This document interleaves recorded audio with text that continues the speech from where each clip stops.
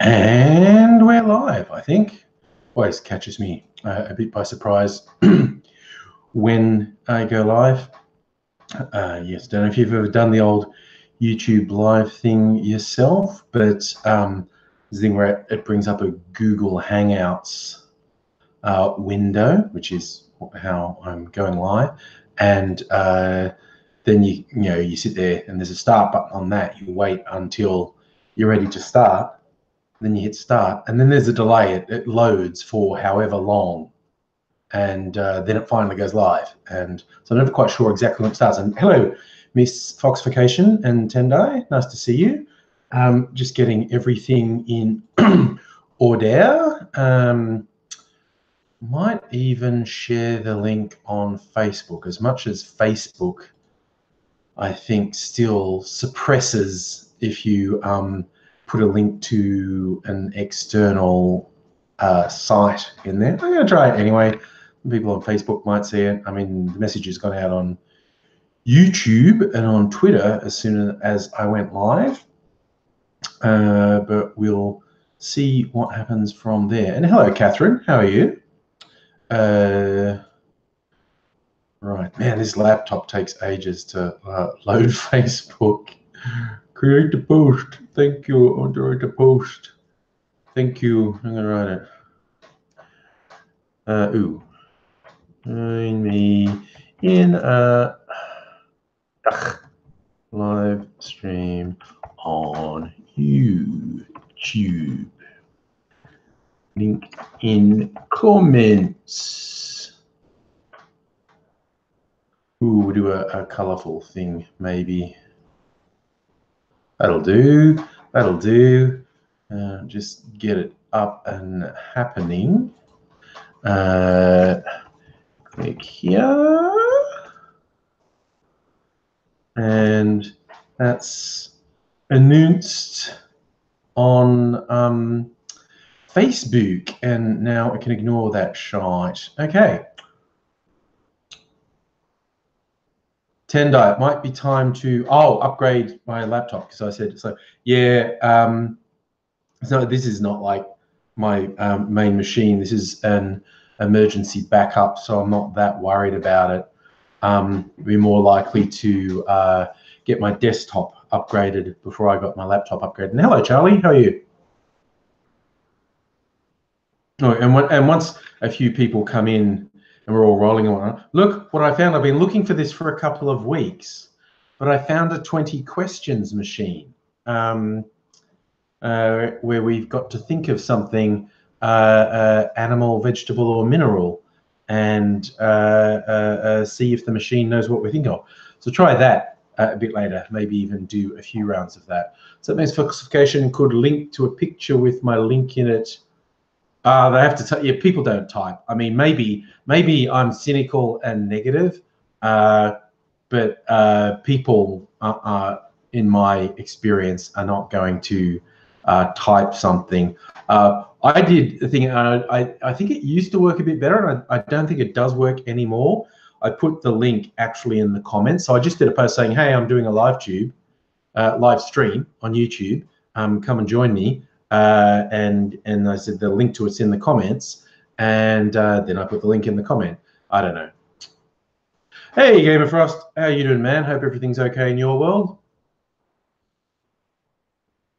Everything's fine and dandy in my world. We're getting our proper spring weather here now in Melbourne. Been very warm for a couple of days. Now there's a little bit of rain. Apparently there was one of those storm hay fever warnings. They now realize that a lot of the areas around, well, Melbourne specifically, but I think around the country generally,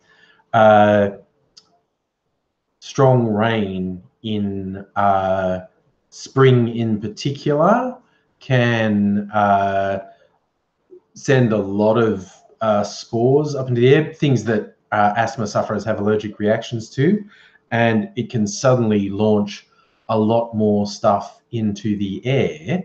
And when this happened, remember the first time I'd even heard of it was a year or two ago it happened. And there was like a huge number of people ended up in hospital. I think a couple of people died. Yes, the authorities worked out, we should actually warn people, like either have their inhaler on hand or be ready to get rushed to hospital if things get bad.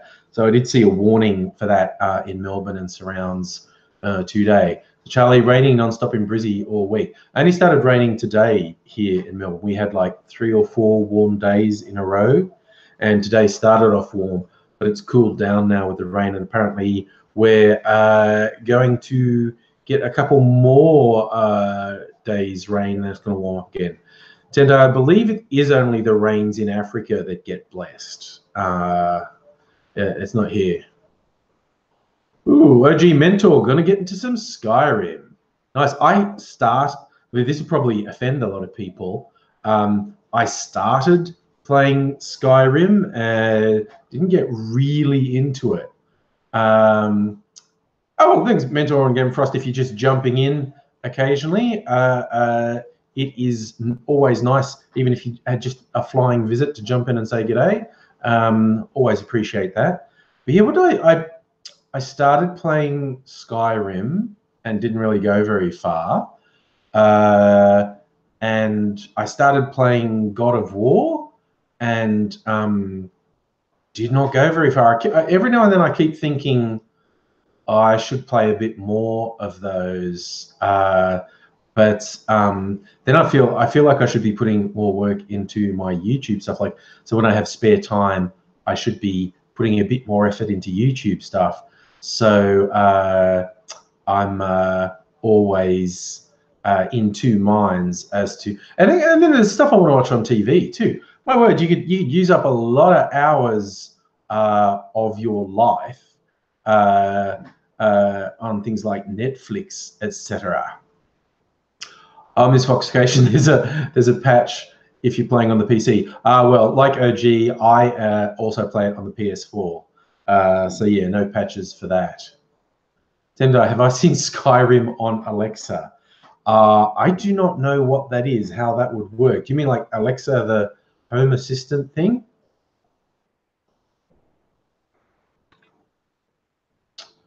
I'm intrigued as to how that would work. Is that like a text adventure? You say, Alexa describes a situation to you and gives you some options, and you say which one you want to do. That is intriguing. No, I don't have anything like Alexa or Google Home or whatever the fuck any of those other things are, because as I said before, this phone's enough of a surveillance device for me, and it is a complete surveillance device. Tracks where I go, listens to. You can switch off the Hey Siri thing. If you believe that means that no one can actually use it to track you, you're good at fooling yourself. So, Catherine, you think you should get an Xbox just using it for Netflix, YouTube, Spotify? Yeah. I've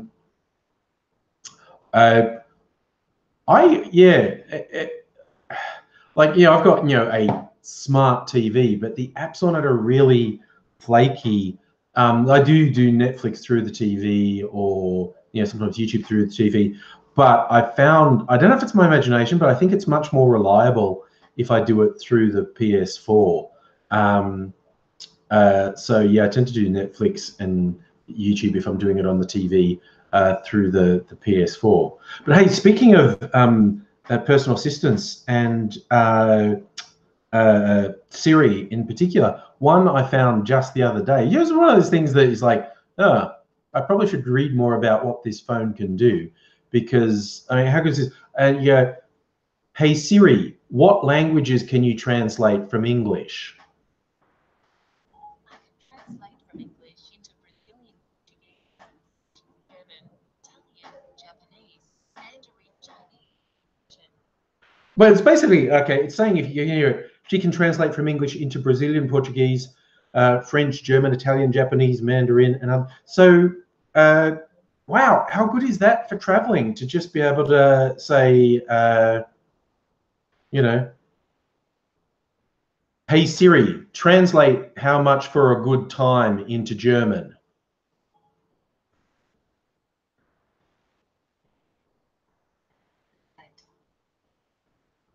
This is how you say how much for a good time in German. Wie viel kostet eine gute Zeit? Which is something you want to know if you're with Germans, I think. I only discovered it could do that the other day. You know, that would be a great conversation starter in another country on top of anything else, because I'm typical in that I don't speak any languages other than English. But yeah, if you got a little auto translator with you, on top of just the practical benefits, I feel like it would be a good conversation starter. Like, look, we can talk to the phone and we'll talk to each other. So, oh yeah, mixed falsification. That one you can use Google Translate with the camera, and it will actually translate text on a sign. I mean, honestly, technology's awesome when it comes to. Oh, I like that, Charlie. Mate was trying to find nearest bottler and just yelled, Siri, alcohol. I'm going to try. Hey, Siri, alcohol. One possibility nearby is at 772 Winnipeg on Glen Huntley Road. Do you want that one? She absolutely didn't. She absolutely just used the location thing to go, you might be able to get alcohol here. Well, that's great. I never use, this is the thing, I never use Siri. Like I was talking to a friend and they were just like, they launch apps with Siri. Hey Siri, launch Simpsons Tapped Out.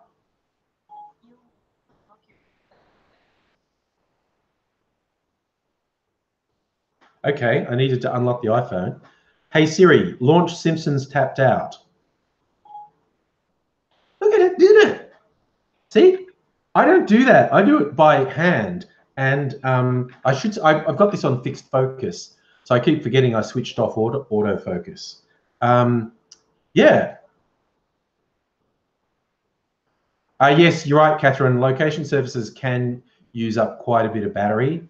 I've got 1 or 2 games on there that drain battery really fast. Sorry, you got me there, Tendai. That was a good one.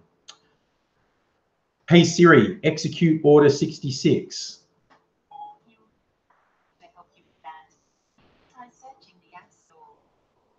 It says I need an app for that. Okay. Mantis, multiple languages, something bounced around, not going to speak more than one language. What language do you speak to yourself in your head when thinking? I think I've read, that is an interesting question. I think what I've read, you know that you are completely immersed in a second or third language if you find yourself thinking in that language. Humans tend to think with the dominant language, like unconsciously or whatnot. But for people who are like really multilingual, I have read that that's how you know when you've completely absorbed a language, when you actually think in that language. So yeah, but it's also, I mean, for me, it's pure speculation because I don't speak any other languages. But yeah, I don't know how conscious multilingual people are of what they're thinking in. Hi, Belinda, how are you? Good of you to drop on by. I don't know if you can hear the rain now. It's just started to come out because there's a plastic corrugated patio just behind me. So the rain is starting to make a little bit of noise. I mean, it's a tiled roof house, so the roof doesn't make that much noise, but the patio just behind me has a plastic corrugated cover.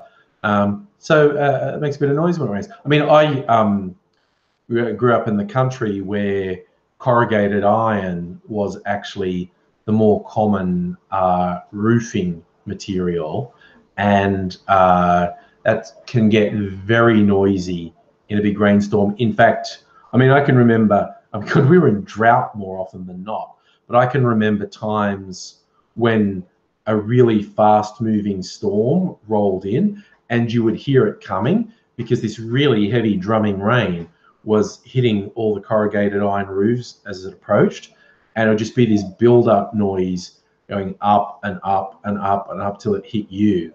So yeah. As a Catherine in Singapore. All right, you're thinking in English but trying to show off your Mandarin. Oh, that's good if you got Mandarin to show off. It's not an easy one to learn. Oh yeah, Belinda, Charlie was saying it's been raining all week in Brisbane. It's only just reached us. It only just started raining today here. But apparently it's going to settle in for a couple of days. What does the Bureau say? The Bureau says rain for the next couple days, clearing by the weekend, maybe. And then it's going to start warming up again. Ah, yeah, Charlie, having to do laundry. That's why I have I do the laundry in my house. I have the racks inside for basically all of winter. It's a lost cause trying to dry laundry outside. So I hang them on racks. And I mean, in this house, because we have the ducted heating, the air vents in the ground, I just put the racks over the ducted heating, and the warm air coming up dries the clothes. Because I honestly think clothes dryers, like electric clothes dryers, fucking waste of energy. So I'm not into them. Catherine, you like if the corrugated roof gets so loud that you can't think. Yeah, big storms, it's like that. Pat talks, been warm in Melbourne. Yes, it has. We had 3 or 4 quite warm days in a row, letting us know, yes, you have finally in October thoroughly left winter behind, and now it's getting warm. And now in about a month, you'll really miss that cooler weather, because I think most of the predictions for Australia this summer is a stinking hot summer. Like all the northern hemisphere had heat waves for their summer. I think our summer is going to get nasty. This is the thing, we've had a little bit of rain now at the start of the warm season, and if that promotes a lot of growth, and then it gets hot and dry and dries all the long grass out, points to a really horrific bushfire season in a couple of months. Mind you, it's already happened in New South Wales because they've been in drought for so long. They've already started with the bushfires. Hey, Jude Maris, 2:15 a.m. Feeling a touch of the insomnia, are we? 8:17 p.m. here. Miss Fortification, that sums up Melbourne summers perfectly. 17 Celsius, 23 Celsius, 42 Celsius, 16 Celsius. The weirdest one, and I'm sure I've shared this on live stream before, but when I tell people this, I have to really convince them I'm not exaggerating. The most extreme shift I can remember in a summer here, we've been down at St Kilda Beach because it was like 40 Celsius. It was high 30s to 40 Celsius, and this really serious storm coming. You could see it was just black clouds coming from Geelong, coming across the bay pretty fast, and we thought, oh, let's pack up and go home. We're only about a 15-minute drive from St Kilda Beach to where I was living, and in the time it took to pick up our stuff, get it in the car, and get home, the storm had overtaken us, and it started, and it belted down, but the temperature dropped from, it was like 38, and in less than an hour, it dropped to 16 Celsius. It was probably in about half an hour, but certainly in less than an hour, it dropped to 16 Celsius. And the next day, the maximum didn't get above 18 Celsius, like when it had been 38 Celsius. So yeah. Oh, Jude, caregiver time up for the next 2 hours. Hey, well, if you don't get dragged away, I can keep you a bit of company at least. Silver lining. But yes. So hopefully I can at least give you a little bit of distraction. Okay, it's going to build up. Going to do 20 questions in a while. Going to sort of get into the groove a bit. And you may not be surprised to learn I felt compelled to test this out. And I'm not convinced that it's flawless, but you know, we'll give it a go. Hey, Catherine, it's very much a Melbourne thing, that sort of weather. Yeah, Belinda, you were saying you went to the Boxing Day test and one day it was only 16 Celsius. Yeah, and the next day it was probably 30 or 40. The fluctuations we get are weird. The only thing when Melbourne gets really tough, this usually happens in late January or February.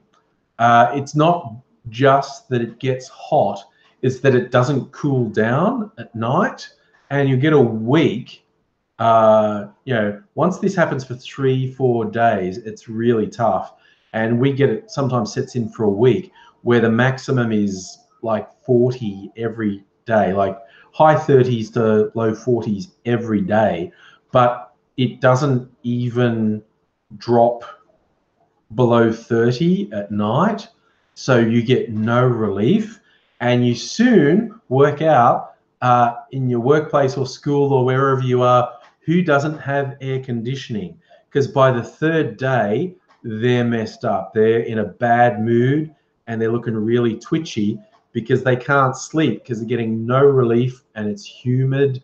Yeah, you just can't sleep, and you get to the point where you can't function and you're so ticked off. It's like you just want to punch people randomly.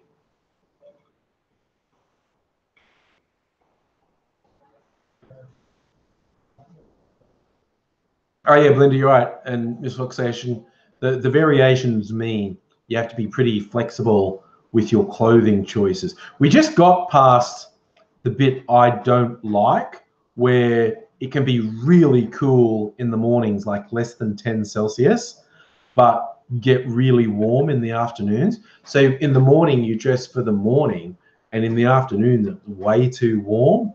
That annoys me. When you've got to sort of take off layers but still carry them around. That's really frustrating, in my opinion. It's like that where I grew up as well. Dubbo, Western New South Wales. Even in winter, it could get quite warm in the afternoons, but it could be sub-zero or very close to zero overnight. So you get up, go to school, and it's freezing, and you put all these layers on, but it would get up to the high teens in the afternoon, and way too warm for everything you've put on. Pat talks, Iraq has a 44-degree summer every day. Well, at least it's consistent, man. That's what we get in the desert. Oh yeah, Jude Maris lives in the desert too. Vegas. Oh yeah. And that's the thing. Where I grew up is not the desert, but it's actually not that far from the desert. It's very flat and open, so nothing holds in the heat. So, and there's also no shelter from the sun. So you get these things, not like the desert where it gets super hot during the day and super cold at night. Yeah, Miss Foxcation, Alice Springs, which is in the desert. Desert places are so extreme. I actually quite like how they built that into the most recent Legend of Zelda game. When you're in the desert country, you had to have protective stuff. During the day, you had to have the right protective stuff to deal with the extreme heat. And at night, you had to have the right protective stuff to deal with the extreme cold, which is a neat little touch.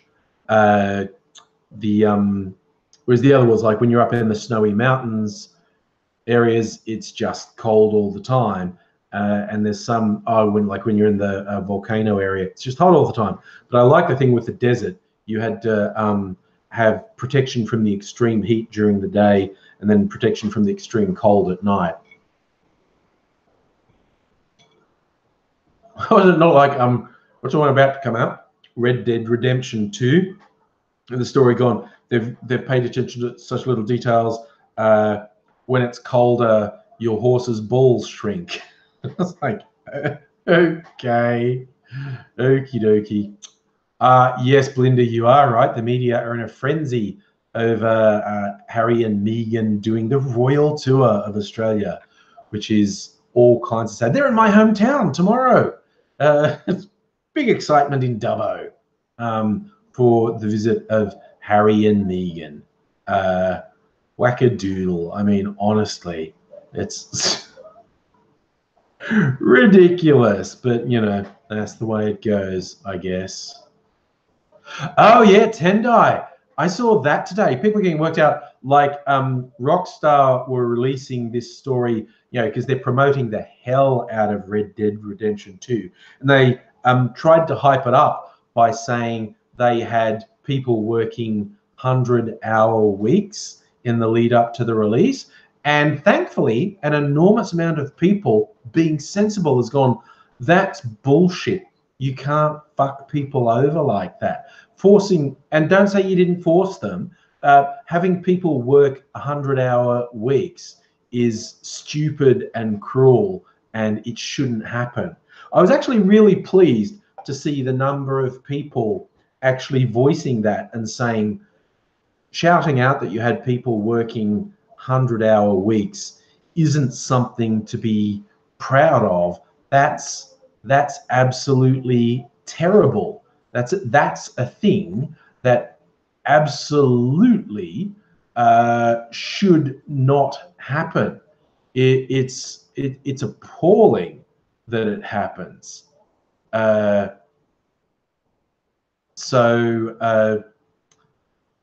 I was quite pleased to see people saying, oh yeah, Rockstar, that thing you're championing about how awesome it is that you're working 100-hour weeks, that's actually bullshit.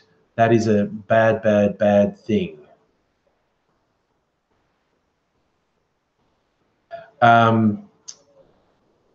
Yeah, so good. Sorry, I was just checking something. Pat Talks, Red Dead Redemption does look pretty good. I'm very tempted to get it. But as I was just saying earlier, I started playing Skyrim and started playing God of War and didn't go very far. And I kind of feel like maybe I should play them before I get Red Dead Redemption 2 because it looks really good, but maybe I should be a little bit responsible. Yeah, well, Catherine, 100 hours a week, how many is that? No doubt these people were working 7-day weeks, but that's over 12 hours a day, 7 days a week. Like, it's absolutely stupid. And the gaming industry, it's just like, what it means when you push people to work these ridiculous, and of course not everyone works 100 hours a week, but even the constant like 12-hour days, 5 days a week, that's only sustainable for like young single dudes, like people with no family and no commitments. And if you push for that type of work environment, like we live the work here, we're here all day, every day, you self-select to limit your workforce to a particular kind of person, and that isn't healthy. That's just really wrong. Yes, thank you, Maris. I kicked my man flu. It was never severe, but it hung around for a week or two, just feeling a bit run down. And yeah, at the worst of it, I didn't do many live streams because, I mean, I felt too snotty and I just didn't have the energy. So I'm glad it's gone. But fortunately, it was never actually that severe, but it certainly sucked away my energy. Hey, Pat, man, how's it going? Tinto, see, this is the thing with Rockstar, do these games, there's a whole macho thing, because I work in IT, and gaming might be the worst, but there is this whole macho culture of like, yeah, I live and breathe, man. I'm here all day, every day, And it's bullshit because the company doesn't give a fuck about you. The company would replace you in a heartbeat. Like if they literally worked you to death, if you drop dead from the work, they'd replace you in a heartbeat. They don't give a shit about you. And any company that says they do give a shit about you is fucking lying.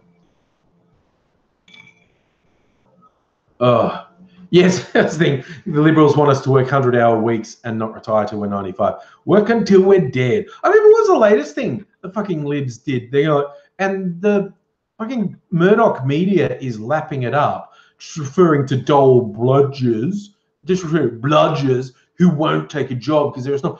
They're like basically saying we're going to force people to work on farms or cut off their benefits. So what they are literally saying, if you won't uproot yourself and leave your home, leave your family, leave your support network, and agree to do forced slave labor, we'll cut off your benefits.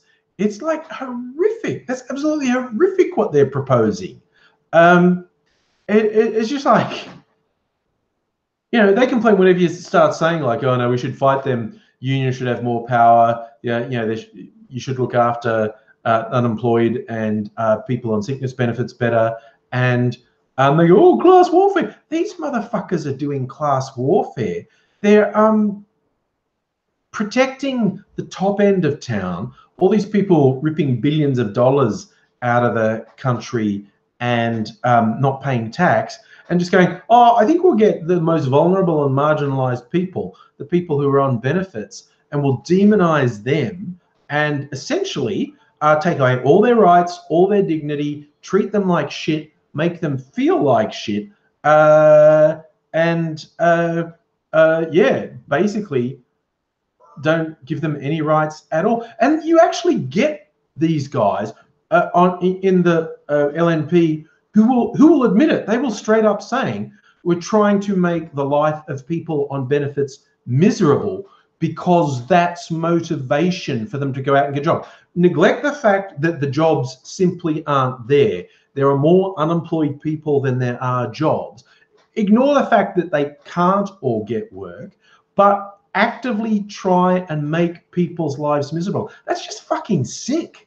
That's a disease, saying I'm going to deliberately ruin people's lives. But that's what they do to asylum seekers as well. It's going, oh, these people fled a war-torn country that is torn by war because of our foreign policy or the foreign policy that we support in our allies, and they've fled for their lives. Our policy is to deliberately make their life worse than it was when they were in a war zone. We're going to literally torture these people just because we've worked out it gets us votes. It's absolutely disgusting.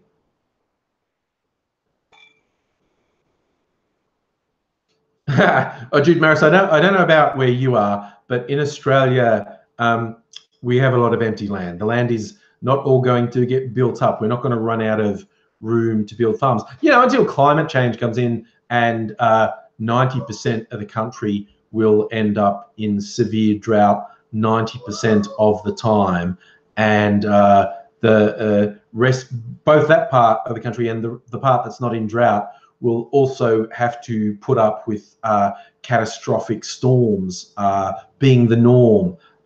So, you know, it's going to be super good when 90% of the food production is destroyed, and all the really populous countries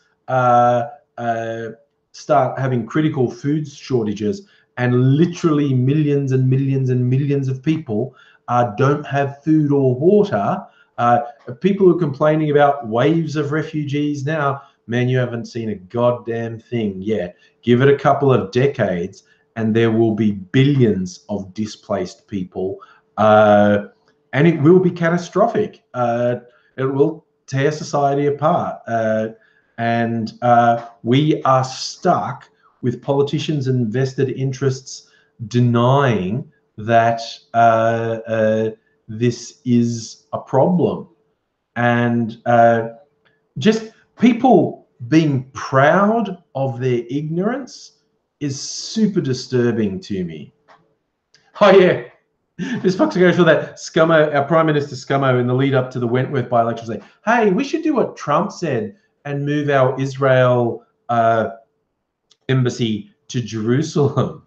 And there's this blatant bit of pandering, and it's also quite insulting because the electorate of Wentworth has a comparatively high Jewish population, and they're in a lot of trouble in that by-election. So he's gone for this blatant bit of pandering that really is very insulting to the Jewish constituency. They're saying, oh, you're that shallow. Yeah, you just want us to fucking upset the Palestinians. We'll do it. We'll do it in a heartbeat. And hilariously, it's already backfired in that there were trade talks scheduled with Indonesia, our neighbor to the immediate north, which, again, this is a thing a lot of people don't realize. Our most immediate neighbor to the north is the most populous Muslim country in the world.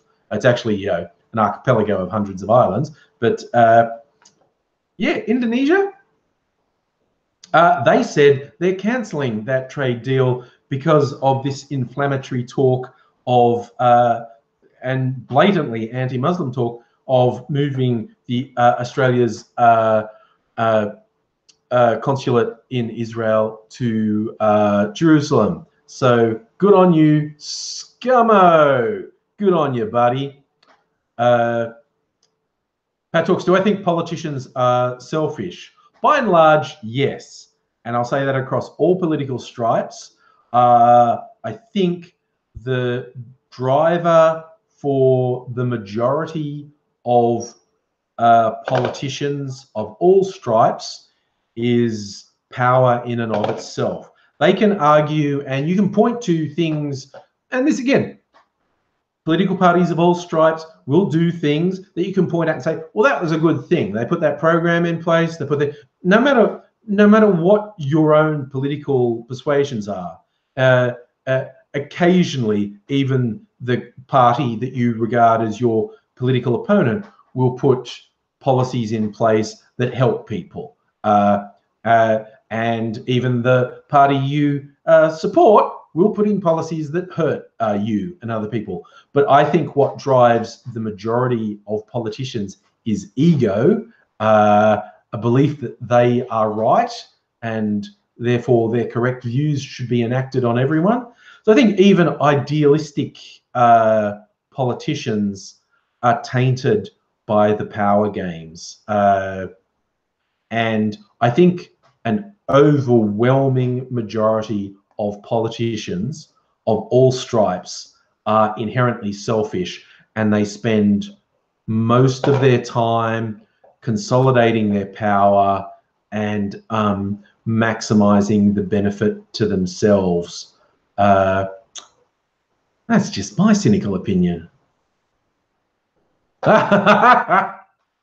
Belinda Vlogs, there's a Trump supporter dating app, Donald Dating. They need it because most people won't touch them with a fucking barge pole, so they need to be able to find each other.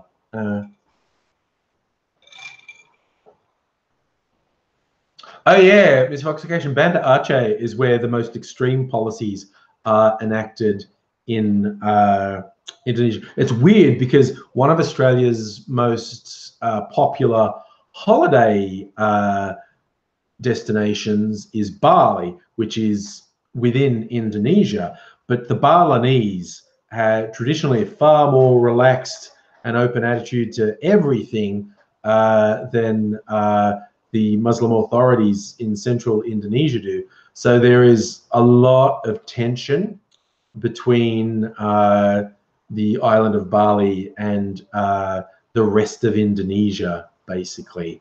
Yeah, it gives you a lot of conflict in there. I say, Catherine, you may be naive, but shouldn't politicians think about the big picture? Look, you may be naive, I may be naive.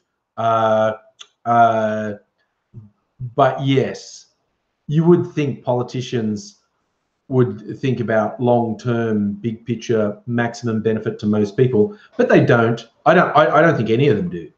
I think occasionally they make efforts in that area, but broadly their view barely goes beyond the next election.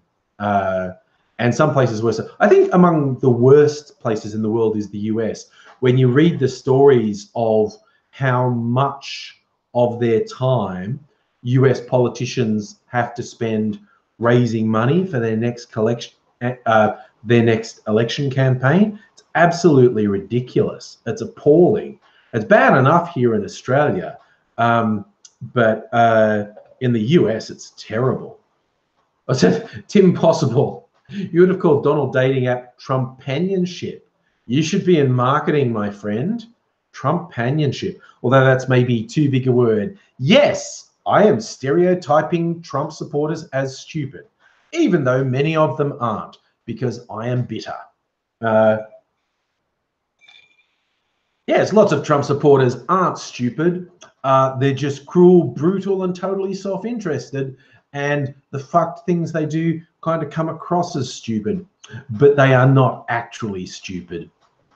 So, plus, as I said, you know, I'm just bitter and spiteful. So I'm going to say, well, that's another good one, Miss Foxification. The Trump dating app, instead of being called Plenty of Fish, should be called Plenty of Racists. Oh dear, yes. What was the joke? There's a joke because there was a US sitcom called Blackish about the black family. And there was a thing a couple of years ago that I actually thought was a funny joke, and I thought it was done in the right tone. It was the Country Music Awards or something, and I forget who it was, but some country music singer, he does a song, goes up the microphone, like, you know, he's like, yeah, welcome to the annual Country Music Awards, or, you know, as also known as Whitish. I thought that was a really funny joke, and I thought he did it in a positive way. It wasn't like white supremacy. He was just making a joke that the dominant audience for country music is white people, because it is. And he wasn't being mean about it. He wasn't being spiteful. He's just making a joke because there was a show called Blackish. He's saying this show should be called Whitish. I just thought it was funny, and he copped a lot of flack for it. And I thought, okay, we've gone off a bit much there, people. Ooh, nice misfoxification. White dating matters.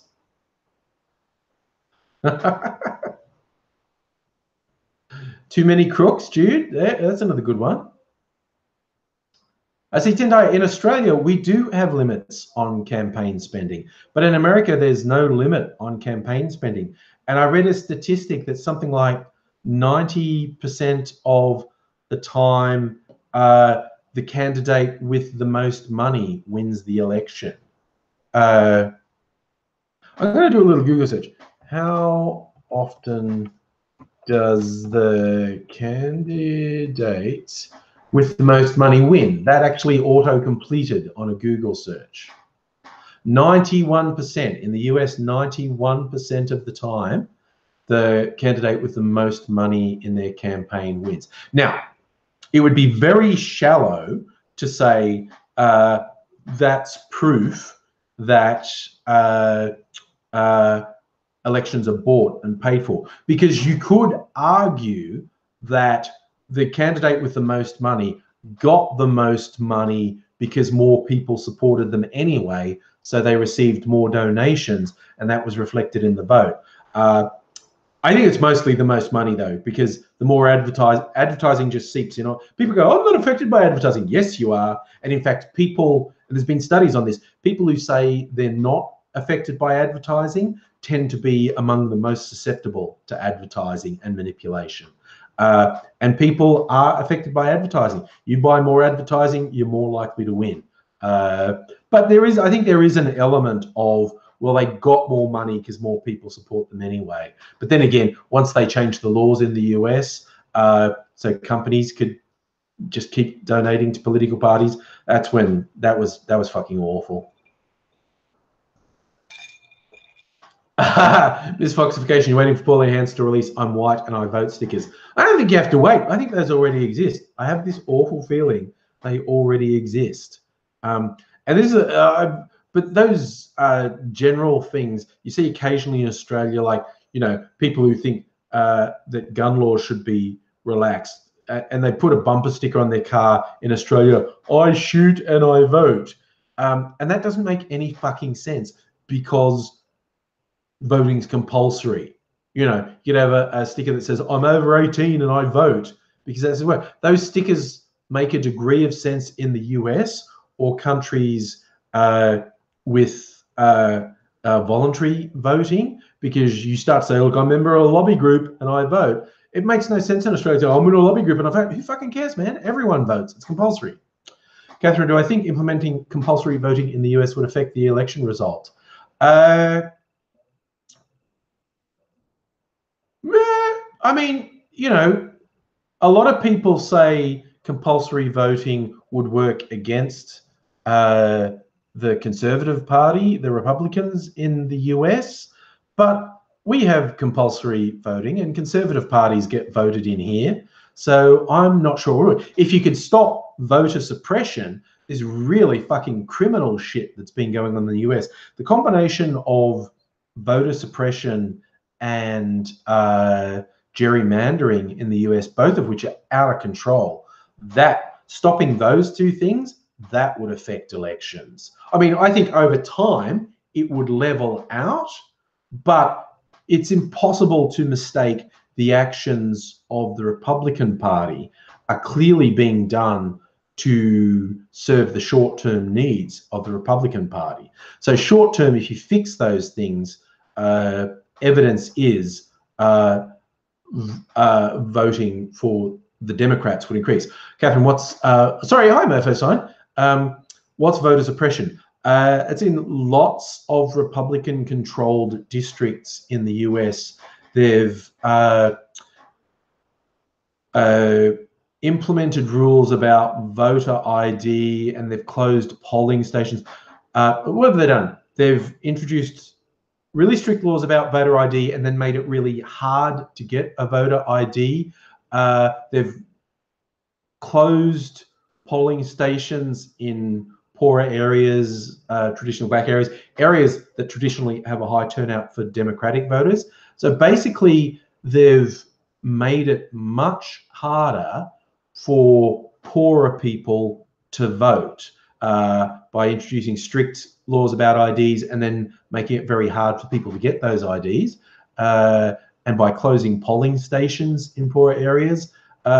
It's straight up criminal. It is absolutely criminal what they're doing. But for the moment, they're getting away with it.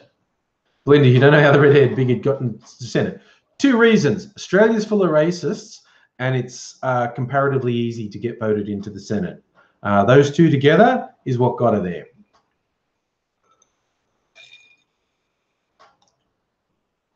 Yeah, Murphy Sign, it's about selectively applying laws, but it's about applying laws that are likely to affect particular sectors of the population more than others. Like if you limit, like I said, this thing about requiring a very strict sort of ID, if you then limit the number of places where you can get this ID and they're only open for limited hours during business working hours, poorer people, people with insecure work, are less able, to the point of not being able at all, to take time off work to go to one of these places. Like they have to give up a whole day to travel to this place to get their voter ID, and so they tend not to do it. Whereas if you're affluent and well off, it's less of an impact to you to get one of these IDs. They know what they're doing. It's an incredibly obvious that they're deliberately disenfranchising poorer people. They're doing it on purpose. Yes. Yeah, Charlie, here's the thing. Compulsory voting means you can't put roadblocks up for people. You know, and that's the other thing. The fact that the major elections in the US are during the week is fucking ridiculous. Like elections in Australia are always on the weekend, and it's easy to do advanced postal votes as well if you happen to work on the weekend. In the US, they deliberately making it harder for certain sections of the population to vote. And it's very obvious why they're doing it. Yes, you're right, Mofo. The Senate is meant to show proportional stuff, but because of the weird rules about the numbers of votes, and you can do very arcane preference swapping stuff, so people can end up in the Senate with a very small number of primary votes. Mind you, some people, when they're trying to make fun of the Senate, deliberately misrepresent that, or maybe they're just ignorant. I don't know. But I do get annoyed sometimes when people go, oh, you got into the Senate with 14 votes.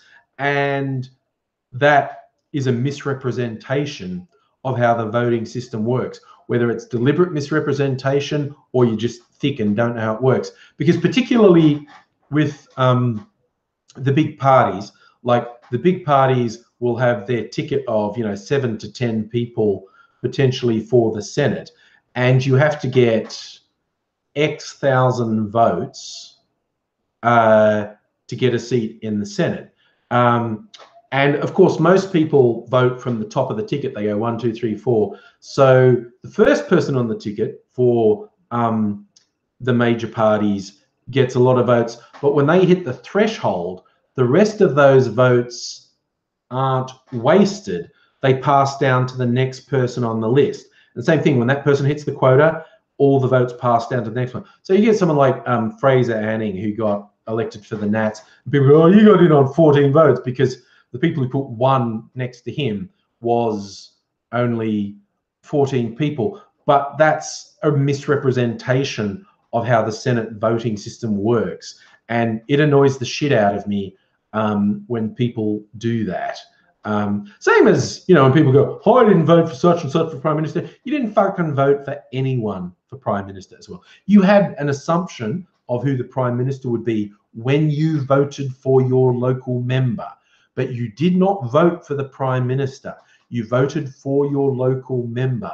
And then the party that had the most local members get in gets to form government, and they internally elect their leader. And yes, when you voted, you had an assumption of who would be the Prime Minister, therefore the most powerful voice in the government, but you didn't vote for the Prime Minister. And when people lazily say that, it really fucking annoys me, quite honestly. Patman, Fraser Anning's only there because Hanson got more votes than the year. I know, Fraser Anning was not on the One Nation ticket. He was on the National Party ticket, and that's why he got in. And he defected to One Nation because, I don't know, the National Party wasn't racist enough for him. He would not have been in the Senate if he'd been on the One Nation ticket, because she didn't get enough votes to get another person in. No, he got in because he was on the LNP ticket, and then he defected, which is an incredibly self-centered, cowardly thing to do. Say, the only reason I got in is because I was a member of this party, and now I'm going to take that benefit and keep it for myself, which is a really shitty thing to do. It's not the only one's done. Patman, should we vote for PM directly? Well, see, then it's not a prime minister, then it's a president, head of state. Like, technically, our head of state is the monarch of the United Kingdom, British Empire, and her vice-regal representative here in Australia, the Governor-General, is our legal head of state, but we don't vote for the Governor-General. They're appointed. And, of course, no one votes for the royal family either. They're the head of state because God says they should be. So if we were to directly vote for a head of state, that would be a complete constitutional change. There's a presidential system. Like we have 3 branches of government. We have the lower house, legislative assembly, the Senate, and the judicial. In the US, there are 3 branches of government. The entirety of the Congress and the Senate, the legislative branch, the executive branch, which is the president's office, and the judicial branch. So most democracies have three branches of government like that: the executive, or head of state, the legislative, and the judicial.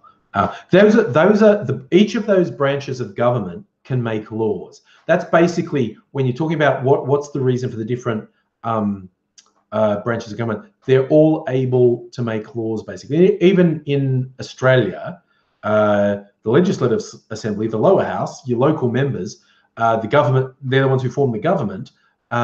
They propose laws, and it gets voted on. The Senate can also propose laws. Normally, it starts with the government in the lower house and then goes up to the Senate for ratification. But the Senate can actually propose a law, and then it has to get also voted on by the lower house. And completely outside of that, the judicial system can make laws. Basically, when a judge makes a pronouncement on a case, they're setting precedent. They might not be writing something into law, but they are effectively defining the law and saying, my judgment is the law means this, and it's going to be enforced. And that's why you have the different levels of court. So you can appeal stuff all the way to the Supreme Court. If the Supreme Court makes a decision, that changes how the law is interpreted everywhere. So the lower house in Australia can make laws, the Senate can make laws, and the courts can make laws. Pat Talks. Why do I care about this so much? Because it's our goddamn fucking lives. Most people hate politics. That's how politicians get away with their shit, because they alienate people so much. People go, oh, you can't change anything. You can't change anything passively. You have to fucking get in there. Get in there. Oh, Charlie calling for the guillotine. Yeah, I got you on that. Every now and then, shit goes on. Do you guys, I want to say to, the 1%ers, do you not get that how this has ended in the past multiple times is when the exploited classes finally get sick of the exploitation? They drag you fuckers out of your mansions and hang you from the lampposts in the public square, or fucking guillotine you. That's how it ends. If the more you take away, eventually the people you're taking it away from reach breaking point. Yeah, it's weird that they kind of forget that. That's a big question, Pat. Do I think everyone should vote? Sure. If you really want to influence things, you have to go beyond a particular vote. Like the whole thing about one vote doesn't change anything, and it almost never does. But being active and communicating with people and lobbying and swaying other people, that makes a change. So if you're really serious about wanting things to change, voting alone isn't enough. You have to be actively involved in the process, and you have to get other people involved. So yeah, I mean, voting is just the start, really. Actually actively involving people, that's a much bigger part of bringing about change. Oh, that's right, Batman. Malcolm Roberts. I kind of forgotten about him. Oh, how soon we forget. That weird space mutant. Yeah, because he got dropped from the Senate because he was among the many who fell afoul of the foreign citizenship law that suddenly got discovered in the Constitution that's been there since the start of the 20th century. And people are only now realizing that there was a whole bunch of sitting Parliament members who were in contravention of the Constitution, which is absolutely ridiculous. But I don't know, that whole shit show quietened down a bit after dragging things. That's a big one, Catherine. You vote above or below on the Senate paper. We're getting stupidly big Senate papers lately that make it borderline impossible to vote below the line. Like, because the threshold for being able to declare yourself a Senate candidate is so low, you're getting those ridiculously long, impossible to manage Senate ballots, which, God, makes voting below the line all but impossible. Pat talks, I might be the only Australian YouTuber you listen to who talks about politics, but there are others. And some are into it more than me, I have to admit. And here's where I have to confess to, I don't watch them. I know there are other Australian YouTubers talking about politics, and I hardly ever watch them.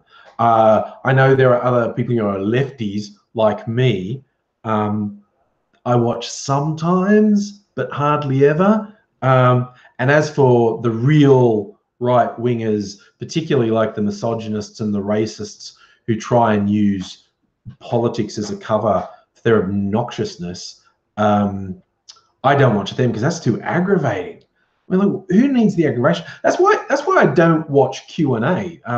People say, "Hey, do you watch Q&A? You love politics? You must go and see what I get." No, because the people, definitely including the goddamn host Tony Jones, piss me off so much. The people they put on that show piss me off so much.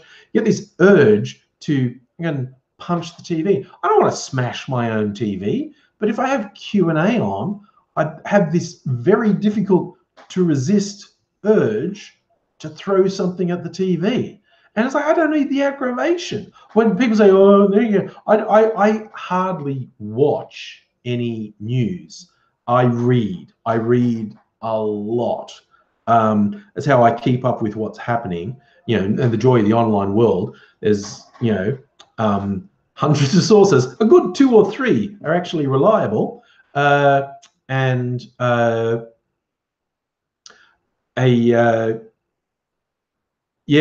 There are so many sources online. I read a lot. That's how I keep up. That's another good one, Mofo Sign. You cannot waste your vote in Australia. People say like, I'm not going to vote for a minor party because that's just a waste of a vote. And no, that is not how preferential voting works.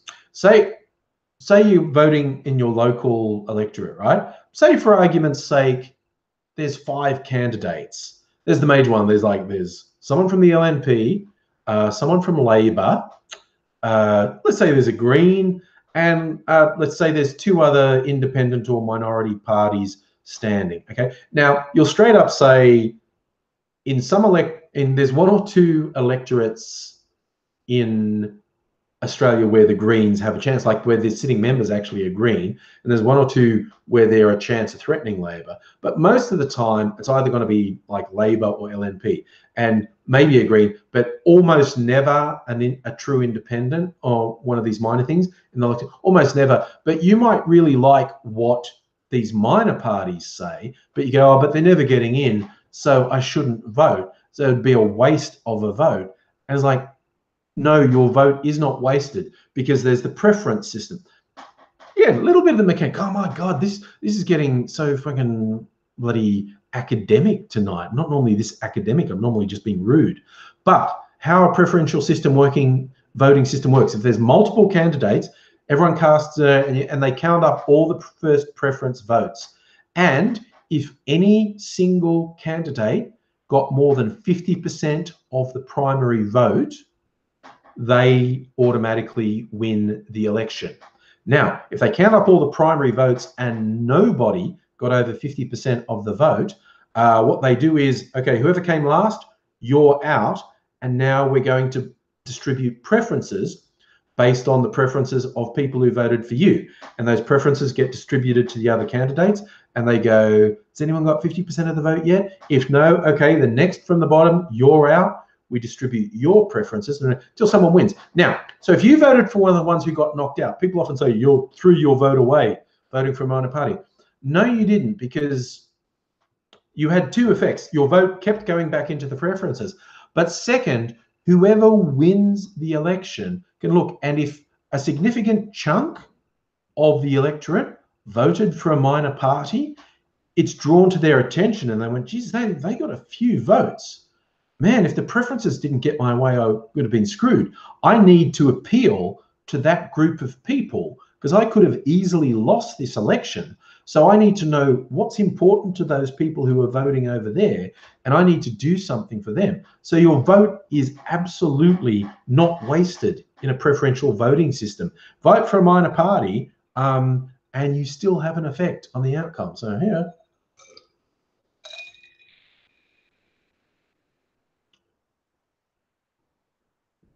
Yes, those are all good party names, Mayfly sign. The Kill All Kittens party, the Love All Puppies party, the Torture Barbies party.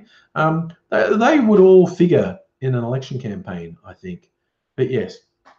Oh, tell you what, I've been waffling. I need to lighten the mood. I think it's time to go 20 questions. I'm gonna change my settings. Where's it? Where's my camera settings? I'm gonna find it. Logitech camera settings. There we go. Save preferences for last time. So you got to think of. Oh wait, autofocus is on. What's advanced settings? Brightness, contrast. It's all. That's weird. It's auto. Why doesn't it work? Okay, that's super weird. Let me see this. Autofocus. Ready. There you go. Ready. Okay. So, Scott, you're interested in the by-election on the weekend. That's the Wentworth one, yeah? It will be interesting to see what happens, because if an independent gets in rather than the Liberal Party thing, that is like a major kick in the teeth to the government. Because they also won't have a majority in the lower house anymore. That's a good idea. Oh, mystification's on the money. Put a piece of paper behind it. I can do that. Okay, so we're going to do 20 questions. Going to lighten things up, all this election talk, being all intellectual. We've got to think of a thing like animal, vegetable, or mineral, and see if the 20 questions machine can guess it in 20 questions. So now's the time where you throw in suggestions. What should we be asking the 20 questions machine to guess? I'll go with the popular thing. Ooh, Jude Maris jelly worms. That's a strong contender. A pangolin. Wow. Actually, oh, that's a good one, Tendai. I'm tempted to go for that because that's a real animal and it's an obscure one. And I'm not sure if obscure ones make it easier or harder for the machine. Because more common animals, I guess there's more questions that could mean more than one animal. But oh my God, I wonder if I'd know the answer to all the questions about a pangolin. But I think you've actually got me on that. I think I'm going to do a pangolin.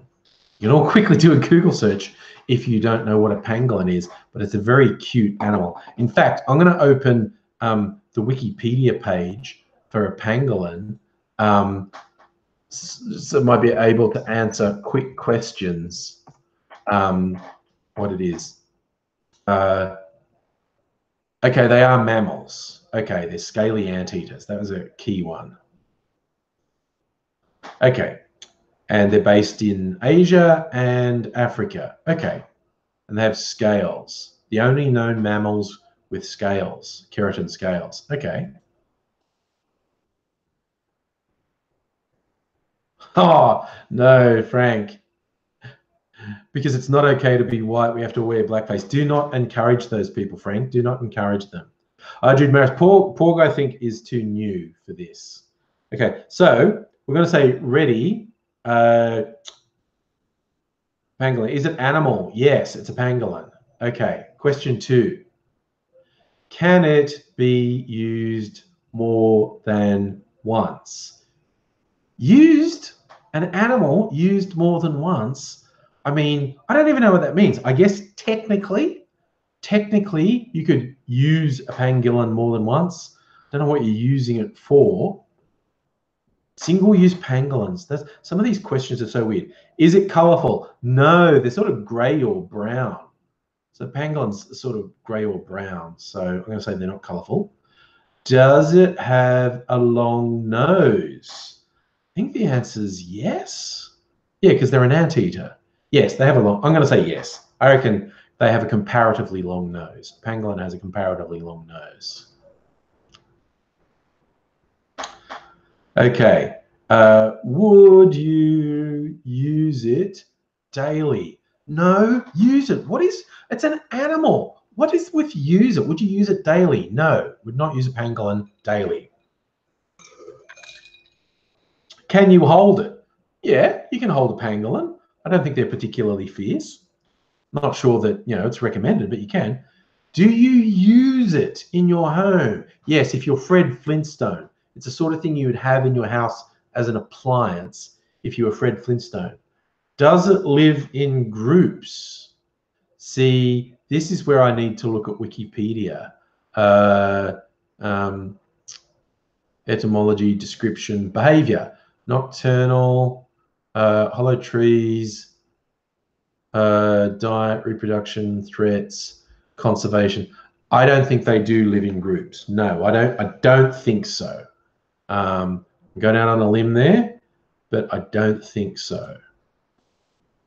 So I said it. Okay, it's doing one of these weird things where it pretends it's thinking. Question 9. It now has, is it a small mammal? It's smallish. So what's the reference for that? I mean, I'm going to say it's small because it's like, dog size, this big, small dog size. Can you smell it? Yes, I assume you could. They probably smell. I'm going to go out on a limb and say a pangolin smells. Would you give it as a gift? No, I'm pretty sure that's illegal. Pretty sure they're protected. Giving them as gifts would be illegal. Can you control it? I'm going to say no. I don't think there's a big thing about untrained thing. Does it live in the forest? Oh, I'm going to have to consult Wikipedia for this. Pangolins, species living in Africa. Looks like they maybe do. They live in trees or burrows. Maybe. It maybe lives in the forest because there's a maybe button on this. So I'm going to say maybe. I see Jude Marrish is saying smaller than a bread box. This one's actually saying, is it smaller than a microwave oven or a bread box? This is, I think the pangolin's right on the size of it. I think they're about bread box size. I think they're about this, an adult's about this big. Description, overlapping scales, made of keratin. It's like a pine cone. They release a smell like a skunk. Okay, large pangolins. Oh, they have a long tongue. 40 centimeters. Hello, ladies. They can stick their tongues out 40 centimeters. That's pretty impressive. Phylum, class, family. I'm looking for their size. I'm going to say, do another search. How big is a pangolin?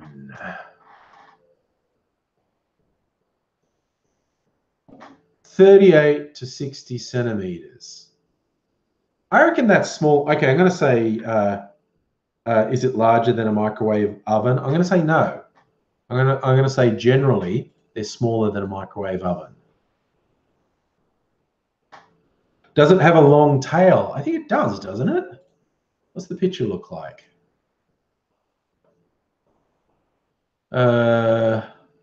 Yes, I'm going to say yes. I'm going to say comparatively for its size, it has a long tail.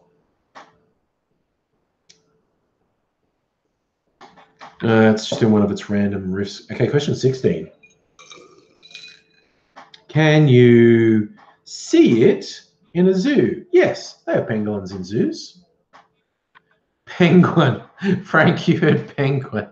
Does it dig holes? Yes, some of them live in burrows. I found that out on my Wikipedia search. Yes, it digs holes. Question 18. We're getting to the business one. It normally tries a guess at 19. Can it affect you? Yes. Especially if it's got a baby. They're cute. It can affect you. Question 19. Okay, it's making its first guess. It's making its first guess. It's guessing it's a skunk. No, it never asked if it had scales or anything. No, it isn't a skunk. And now this is where you find out, can it get it in 20 questions? It says it's got it. It's it's an armadillo. That's very close because pangolins look related to armadillos. No, it's not. Now it's going to try a few more questions. Look, there's a thing that's known as hedgehogs, shrews, pangolins. Yeah. Okay, what's the next question? It's going to go up to 25 questions. Can it climb? Yes. Some of them live in trees. Is it? Oh, it's asking smaller again. Is it smaller than a loaf of bread? Yeah, a lot of them are. Some of them are bigger, but some of them are small. Like a loaf of bread's this big. Some of them are smaller than that. I'm going to say yes. Are there many different sorts? There are. There are multiple sorts of pangolins. Apologies for people confused by my... can it be stolen? From a zoo, I guess? You could steal one? You could. They're not that big. You stick it under your jumper and run out of the zoo. This is its last chance. It was pretty close with armadillo. I don't know if any of those questions helped it. It's a pet rat. That's two words. For a while, I thought it was a single word. And I was thinking, what's a pet rat? But it was two words. Unless there's... Yes, no, pet rats. No, it was wrong. Oh, we might give it another go. Yeah, I don't know. People who watched my live streams years ago, I had this really cool one that looked like a flying saucer, and it had one of those LEDs that spun around there, and it was really cool for sharing. And I think it got it right more often than this one, because I've done a couple tests with this one, and it gets it wrong a lot. Actually, you know what might be fun? Want to see for comparison if Akinator can get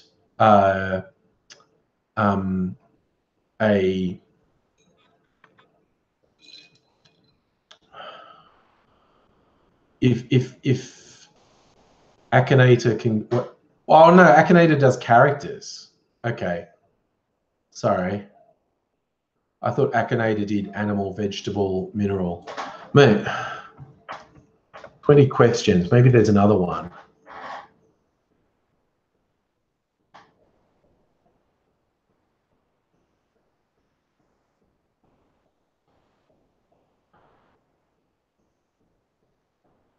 Um, 20 questions online game. Okay, this thing has its own website. So I don't see how that's going to be any better.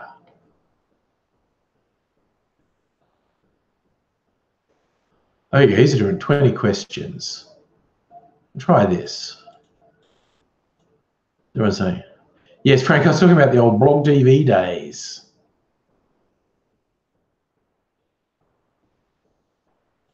Yeah, 20q.net is the website for this. So I want something else. So I've found another one. So I'm going to try it. Wait, what's it doing? What's it doing?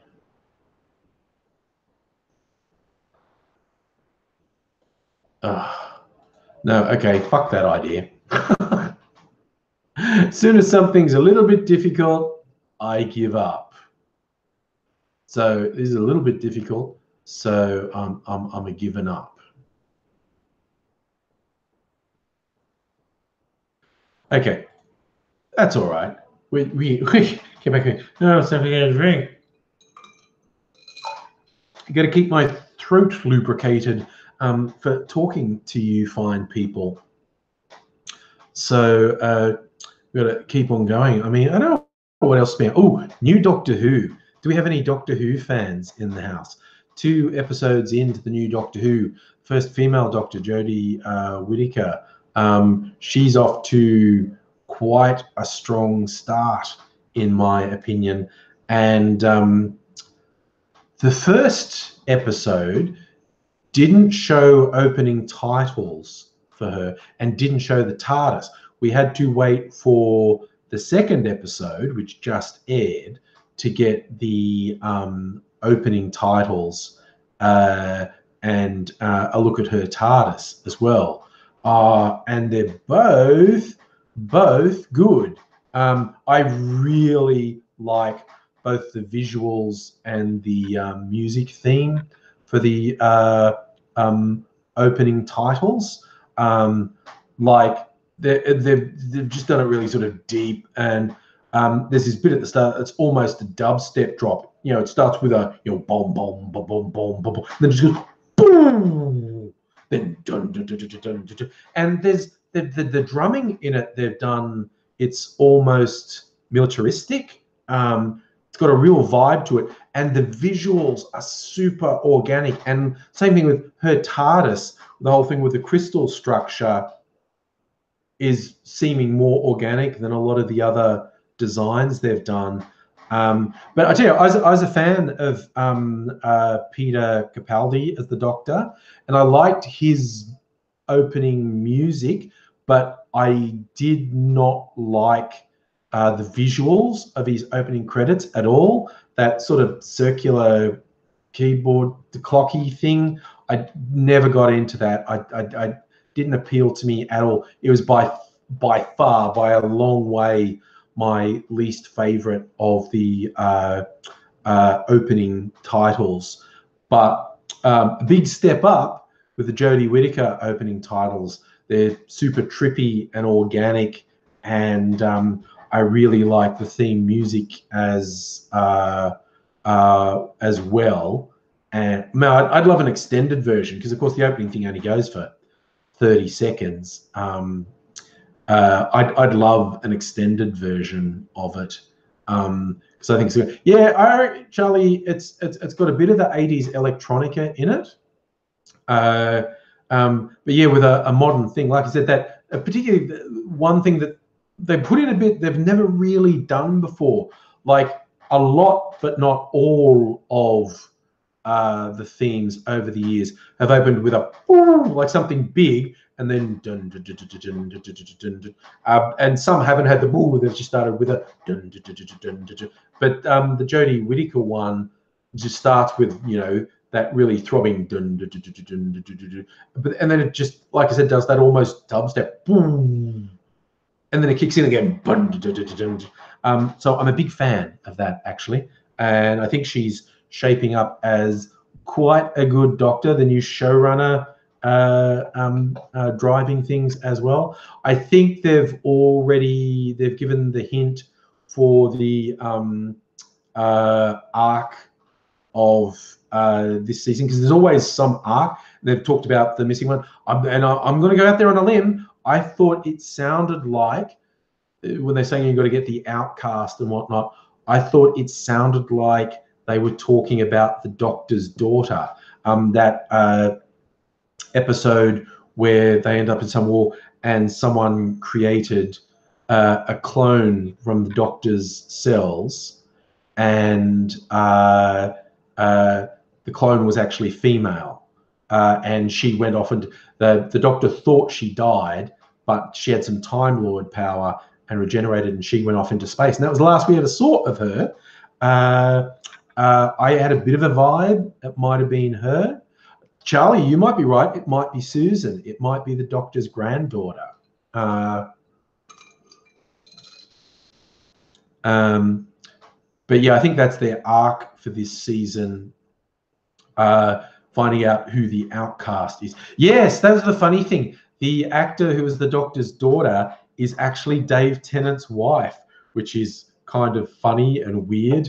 But yes, I like all the modern Doctors. I thought I think virtually everyone feels we were deprived of only getting one season of Chris Eccleston because he was very good. Oh God, that's right, Charlie. She's Peter Davison's daughter, one of the classic Doctor Who's daughter. Yeah, which is super weird. But Chris Eccleston was great. You know, Dave Tennant was like the Romeo Doctor. He was quite good. I really enjoyed him. My favorite thing about Matt Smith is while he was often doing that childlike naivety thing he did, every now and then circumstances would force him and he would go hard as steel. And when he was angry, I was like, holy shit. And it was doubly effective because of the way he flipped it, because he's normally being this childlike, whimsical, naive Doctor, but when someone pissed him off, when he actually got angry, it would just be like, ah, and I'm like, oh geez, that's pretty full on. And I felt like Peter Capaldi just made it feel like a different show. It shook it up, which I think it needed, because it was always like, oh, the cute Doctor's getting romantically involved with his female companion, or everyone falls in love with him. Peter Capaldi defused that a bit. But of course, I loved his general angriness. Not a huge surprise from me that I liked his angriness, but yes. Oh yeah, that's a nice one, Frankie. The River Song, and they said it. I like they set up the first time River Song came on, and the Doctor didn't know who she was. I thought they were making it obvious she was his wife from sometime in the future. And then there were those episodes that she was in jail for killing someone. I also thought it was kind of obvious that she killed the Doctor, or she was held responsible for killing the Doctor, and that's why she was imprisoned. But it still worked. But yeah, that little twist that River Song was actually Melody Pond, changed her name to Hyde. That was pretty good. Yeah, I'm with you, Charlie. Smith he's both the youngest actor to play the Doctor, and he's normally playing him in a very naive and childlike way. But when his darkness came out, like the episodes where you find out that Amy and Rory's daughter was River, some of the bits in that episode, Demons Run, A Good Man Goes to War, like it's even stuff that started off being funny, like when he wins, when he does that really elaborate thing and beats all those soldiers, and he tells the general, now tell your men to run away, and the boss lady with the eye patch says do it, and the general says something about, gives an order like withdraw or something. He goes, no, say run away, because I want you to be known your whole life as General Runaway. So when people try to get to me through the people I love, they know what's going to happen to.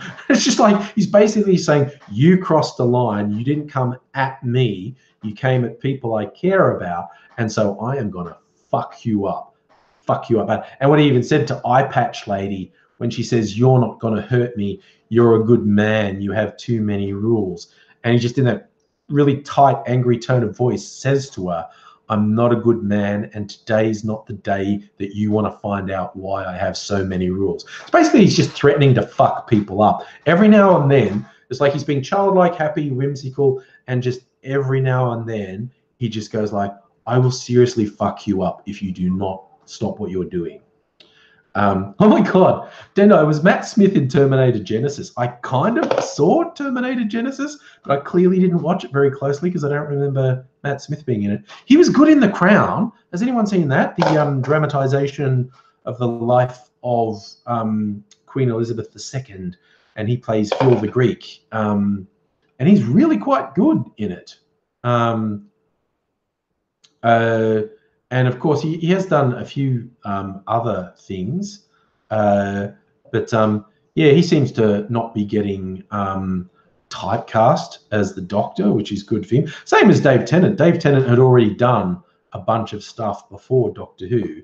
But yeah, you know, he's done stuff as the brooding cop in Broadchurch and whatnot. He's not getting typecast.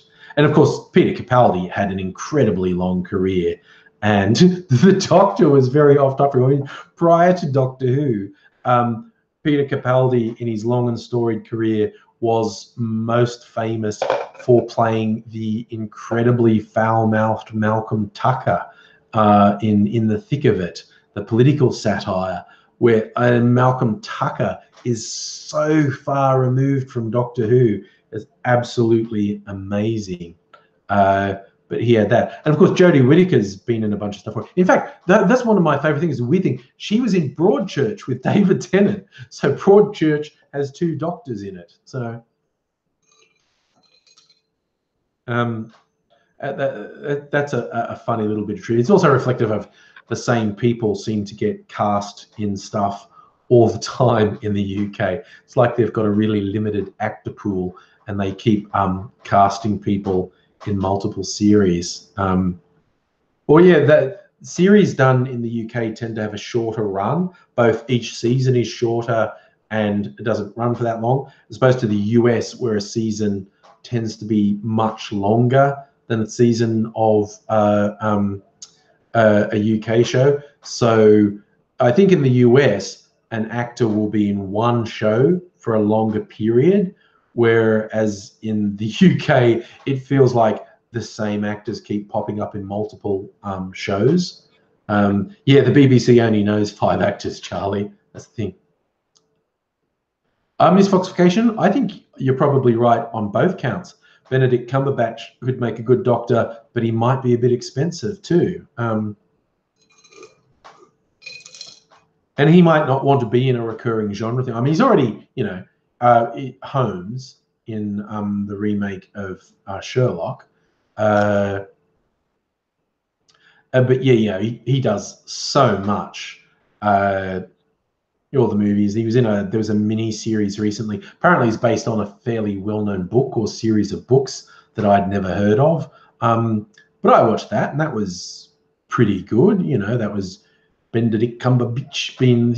I liked him in Star Trek. I know particularly a lot of Trekkies complain about the reboot Star Trek movies, but I really quite like him. And yes, it was kind of annoying that the character Khan was not actually played by someone Indian.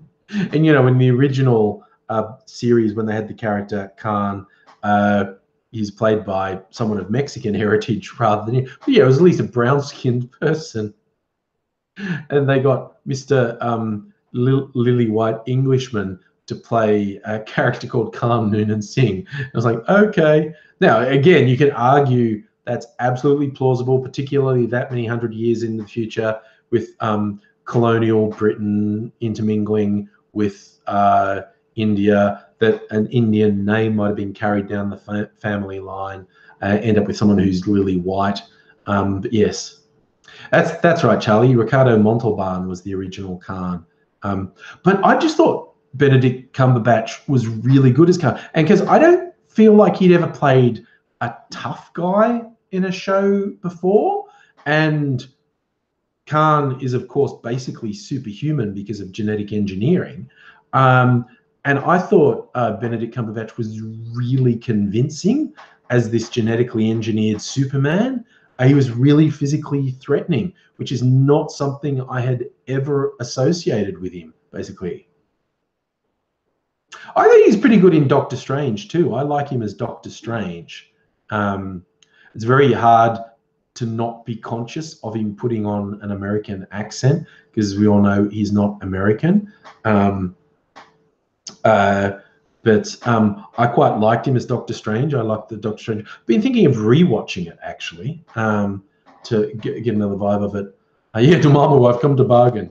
What I have been rewatching, what I've watched so many times since it came out, is Thor Ragnarok, and I just watched it again just the other day. I know it was like the 6th time I watched Thor Ragnarok, which Benedicta's Doctor Strange has basically a cameo in.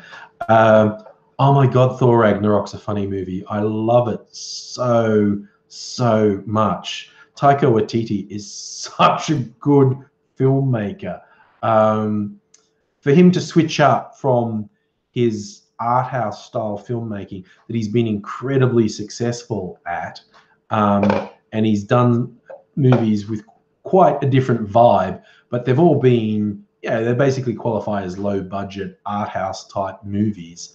To step into a mega budget Marvel movie and to do such an amazing job. I was in awe of it. I just, can't get enough. Thor Ragnarok is a great movie. I love it.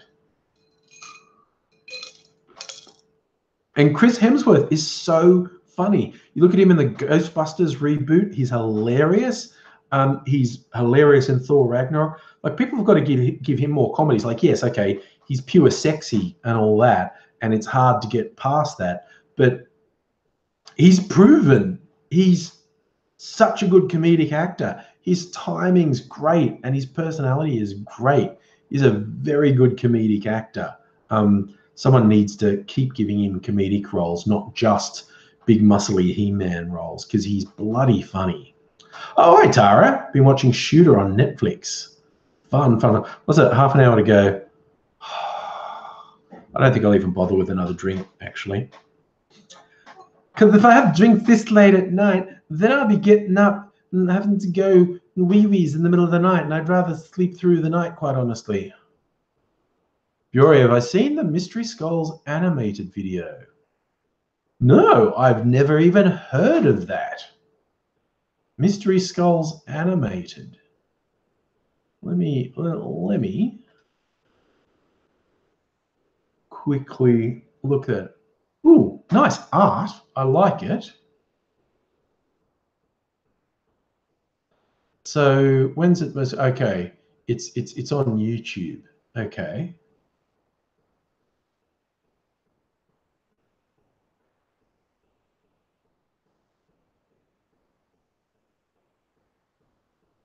Skip ad.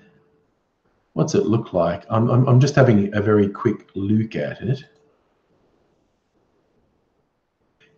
Looking a bit Steven Universe in the art style. And I don't mean that in a bad way. I like the Steven Universe art.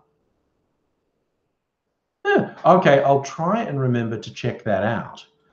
Mystery Skulls. Okay. So they're a band called Mystery Skulls, and the 3 videos, Hellbent. Oh. Yeah, the YouTube channel is called Mystery Ben. Yeah, okay. There's actually a lot of good animation on YouTube. I found some recently. Oh, Miss Fox Occasion. He's starring with Kate Blanchett and Christian Bale in the upcoming Mowgli.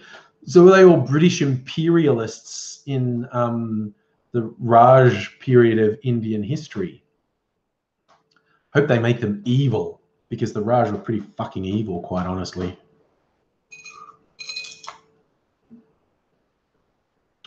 Oh, I like the Fury. Mystery Skulls is Scooby-Doo with a twist. But Scooby-Doo has twists. That's the whole thing with Scooby-Doo, has twists. Oh, I tell you what I'm looking forward to. There's a new season. It must be out soon because they've been teasing it pretty heavily. A new season of The Venture Brothers. If you've never seen it, it's really worth it. It's a great animation. There's like 6 or 7 series, and it takes them ages to bring out a series. I'm going to see, when did it first go to air? Doing the little search. Okay. The first season came out in 2004, and they're just about to bring out an 8th season, and so it's taken them, what's that, 13 years, which I suppose is not that long, but it's been the last couple, I think for like 5 seasons, they came out 1 a year like you'd expect, but then subsequent to that, there's been a gap of 2 or 3 years between each season. It's just great.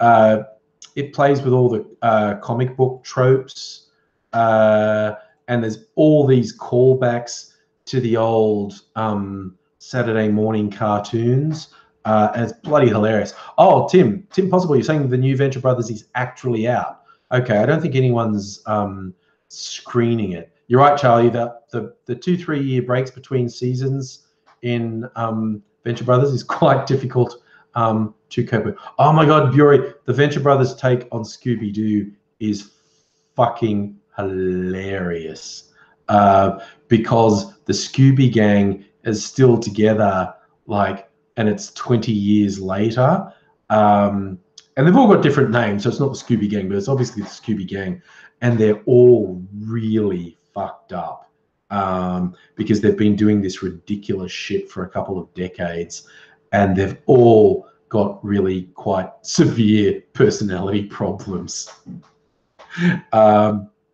But you get all these callbacks to all the Saturday morning things. You get, you know, Johnny Thunder comes in, and a whole bunch of other ones. And my favorite thing is it's obviously made by people my age, because all the music and musical references are 80s stuff. So it's obviously made by people my age, because all the music's the music of my youth, and the references to music, things like Depeche Mode and David Bowie, and the theme done by Al Jorgensen from Ministry. Oh, is it Al? No, it's not Al Jorgensen. It's Jim Fetus, J.G. Thorwell, who had all sorts of classy recording names. For those who've never heard of the guy, various names he's recorded under. Well, I think his real name's Jim Thirlwell, J.G. Thirlwell. He's also known as Jim Fetus and Clint Ruin for some reason. But as Jim Fetus, he released all these records under slightly different names, and they have awesome names like Scraping Fetus Off the Wheel, and You've Got Fetus on Your Breath, the Fetus All Nude Review, Fetus Uber Frisco, and probably a couple of others I'm forgetting. And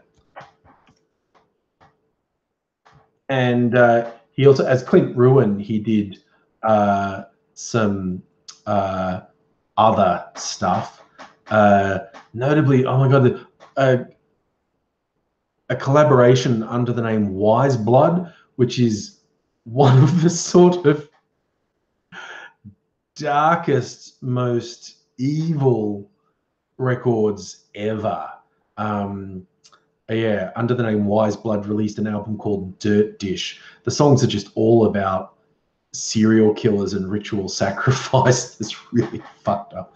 So he recorded, one of the things he recorded under You Got Fetus on Your Breath, Scraping Fetus Off the Wheel, Fetus Interruptus, Fetus Uber Frisco, Fetus All Nude Review. Sometimes people just refer to him as Fetus. And each album was released was just like a 4-letter name. Names like Death, Ache, Hole, Nail, Thor, Gash, and all these things. So the guy's a bit of a unit, quite honestly. I've got a few of the Fetus records as well. In my case, I literally mean records. I got them on vinyl, and this is like super weird. It's like, because I always feel like I'm not a hipster. I'm not going out buying overpriced vinyl that everyone's doing now because vinyl sounds better. It's just, I'm old, and it was literally the only format available. You know, I still remember when CDs were a new thing, for fuck's sake. So I have a pretty big vinyl collection, and yet I have not bought vinyl since the 90s, when it was a thing that you still bought. And then I bought CDs, and you know, these days often digital stuff. But yes, I've got a bunch of Fetus records. Yeah, so yeah, my record collection is like 80s. Even my digital stuff, like I've got a couple, like I ripped a bunch of CDs and I bought stuff off iTunes and whatnot. So I've got a couple thousand songs on here. A lot of them are 80s and 90s. I get new stuff too. I do buy new stuff. But I buy a lot of compilations, actually. But yes, there is a lot of 80s and 90s music in my collection. Oh my God, that's the trivia thing. No, people following me on socials would have seen me say this today. This is an actual, for real, true thing that happened to me. And it was so weird and it's such a coincidence. Like I said, I've got a couple thousand songs on here. I'm not sure exactly how to know. It used to tell you, it used to say you had X number of songs on here.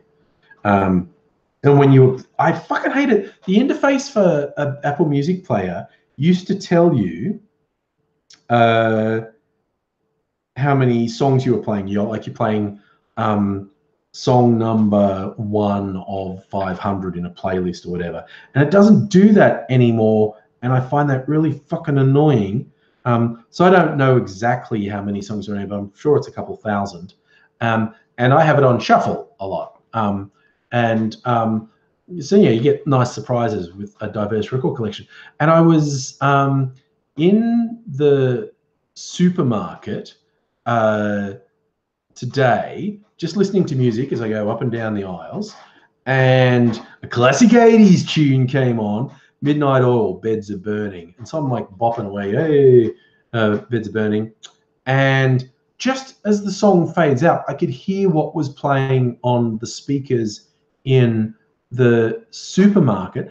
And just as Beds Are Burning fades out to silence in my headphones, it starts playing on the fucking thing. And it was not halfway through. It was like literally like goes down, fails, fades, silence. And then it starts. I'm like, I thought I was tripping or something. It's like, wait, why is it starting up again but quiet? And it's quiet because it was just the speakers above me, not my earphones. It was a very, very, very weird experience. But yes, I mean, what are the odds on that? That however much they changed the music in the supermarket, and I was just randomly shuffling through thousands of songs, and they came out at the same time. Super weird. Anyway, Tendai, remember Rickrolling.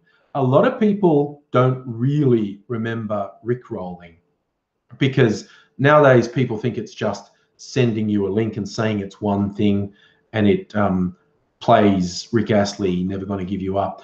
But back in the very early days of the internet, when people were first illegally sharing music on things like LimeWire and Napster and whatever, it was basically you'd upload something and you'd give it a file name, and people would assume you were telling the truth. But the joke was, and because dial-up internet, a 3-minute song could take half an hour to download, easy. So it was a real trial. And so it became a joke to upload Rick Astley's Never Gonna Give You Up and name it after a popular song that was about the same length as Never Gonna Give You Up. And, you know, it's the latest song by Madonna. And then people would spend all this time downloading it. And when they finally got it, and they'd hit play, yeah, I got the lady, and then Never Gonna Give You Up, and it was hilarious because you wasted people's time, and we love being cruel and spiteful to people because that's funny. Yes. Tara, I actually don't think you are old enough to have records before vinyl records. I think you're misunderstanding what a vinyl record is. Vinyl records have existed since, in their modern form, since at least the 1950s. Oh, geez, fridge fucking thing kicked in. Oh, that's a weird one, Charlie. Downloading MP3s and getting the Bill Clinton impersonator. I don't know that one. I tell you what I do remember, just because I just randomly mentioned Madonna. She got super upset. Like this was in the very early days of stuff like Napster, and I think some of the established musicians didn't really understand what it was. And then someone tells them, someone told Madonna, oh yeah, people are basically illegally stealing, sharing your music. People are all getting it without paying for it. And they said they upload the file to like this server and say, you know, Madonna new single, whatever the fuck it was called. And people download her. And she really, and so she recorded this thing of her angrily shouting like, you piece of shit stealing my music, fucking buy it, whatever, and uploaded that saying it was the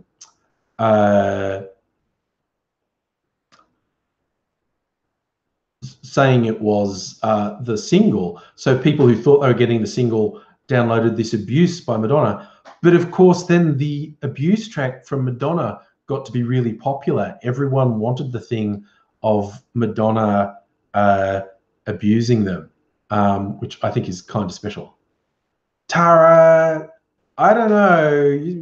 What do you mean by the old metal disc? That seriously is not a thing. Even in the 1920s, you had these big old platters, but they weren't metal. They were like Bakelite. You basically went from Thomas Edison wax cylinders to these bloody Bakelite discs. That's where you had the big arm on the record player rather than the gentle little needle. It was like that big metal arm, and it had the needle was actually really quite big. And you even had, again, rather than really having electronic speakers, it was the vibrations and the needle went up, and you had that thing that looked like a horn that amplified the sound coming out from the needles. There were never metal discs. I honestly have no idea what you're talking about there. Yeah.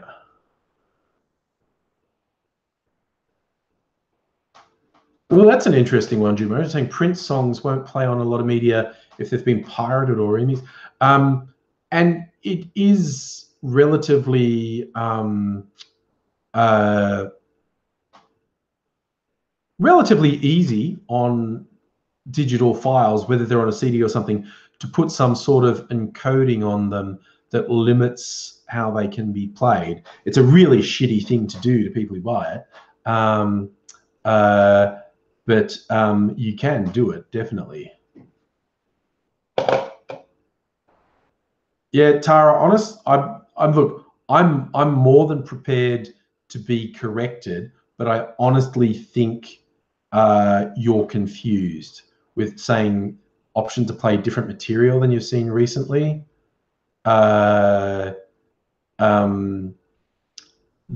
is what you're saying is not a technology I've ever heard of. There were the records on different speeds and different sorts of platters. Like, I mean, the original ones, and it was just one song on a disc, and they would play at 78 RPMs. And that went out of favor in like the 1950s with the rise of rock and roll. Singles became popular, and they played at 45 RPM. The 7-inch singles became popular in the 1950s. Prior to that, it had been like 12-inch, 10-inch discs.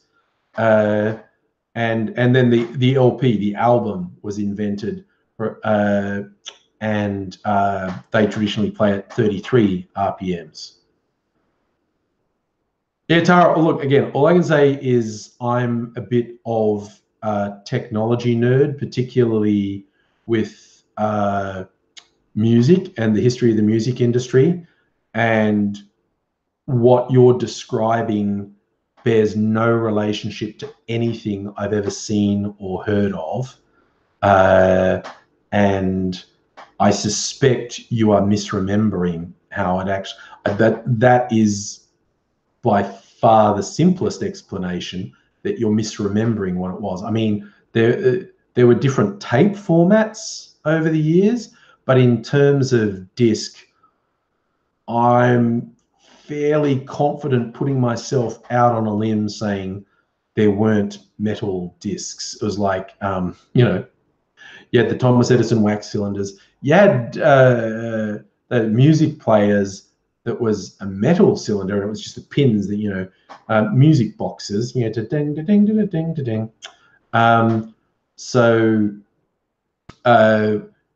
But yeah, there were certainly the platters over the years were made of different things. Like I said, the ones in the, like from the 1920s were really quite thick, and there's very hard plastic made of Bakelite, and because the players were these big fucking archaic things. Like I said, they didn't even have electronic speakers. The needle went into the groove, and all the little pings transmitted the vibrations up the needle into the arm, and you had that horn thing which amplified the sound, but it was a super tinny sound. And over the years, that was gradually refined, and then it actually translated. You got to the stage where it translated the physical thing of the needle in the groove to an electronic sound, which then went to electronic speakers, which was a major leap in the sound quality. But yeah, like I said, more than prepared to be proven wrong. But I think, like I said, because I am a bit of a technology nerd, particularly with the music industry, and I think you're misremembering how I think we're. Ooh, Tendai cassettes. You know what never took off in Australia? 8-tracks. You still see movies from the 70s in the US, or movies set in the 70s, or a vehicle from the 70s will have an 8-track cartridge player. Those literally never took off in Australia. I'm sure someone tried to sell them at some point, but they were never a thing in Australia. It was vinyl and cassettes. And of course, if you were a hip dude in the 50s and 60s, you would actually have a reel-to-reel tape player in your house, because the reel-to-reel tapes were much higher quality sound than a cassette, but nowhere near as convenient as a cassette. Miss Fox Vacation, I have seen a 8-track player in a car. So I know people